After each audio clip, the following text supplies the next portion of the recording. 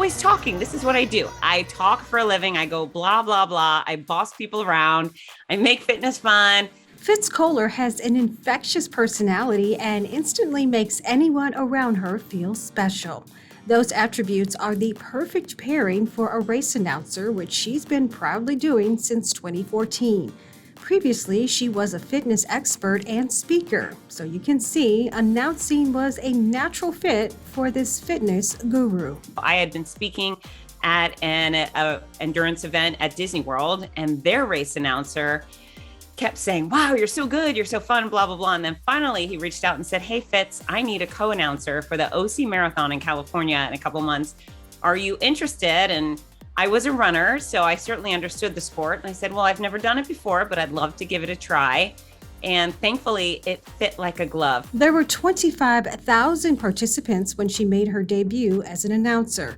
Since then, she's traveled the country announcing hundreds of races in front of countless participants and supporters. The Los Angeles Marathon, Big Sur Marathon, Buffalo, the Wonder Woman series, Fargo Marathon. I asked her if she had a favorite race she looks forward to each year, but for her, they are all special. Los Angeles Marathon is the largest, so I love that because the more the merrier. If you gave me 1 million people, I'd just float away. I love huge crowds. Buffalo is the most patriotic, and it's red, white, and blue, and I'm a raging patriot, so I love the Buffalo Marathon weekend.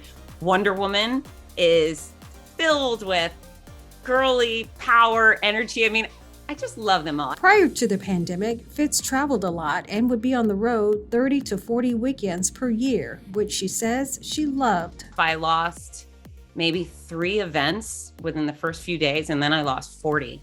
And so there went not only my entire year worth of income, but then there went my access to humanity, which was really, really tough. It was a crushing blow to this self-described people person who once loved giving sweaty hugs to marathon goers.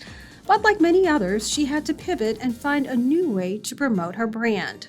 I have access to people online. No one can shut me down. I have sponsors. I actually host shows for some of my race organizations, and I do a lot of webinars.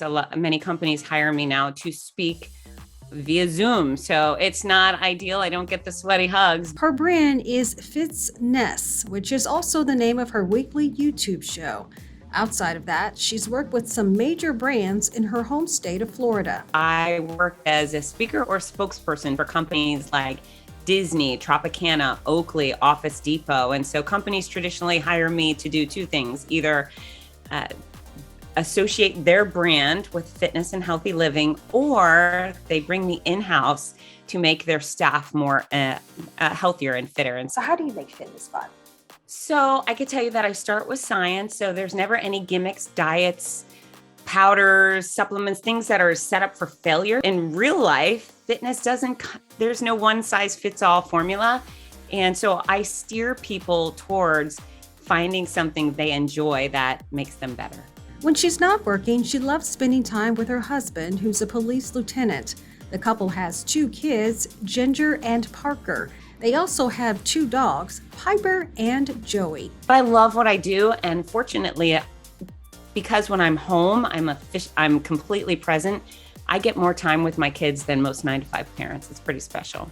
When it comes to race announcing, there's 2 sides of the same coin. Fitz doesn't like cheaters. She says it takes away from the integrity of the race and from fundraising efforts. We have people called bib bandits, people that run the race unregistered, and I'm very protective of my race organization, so that's a bit of a bummer. Cheating.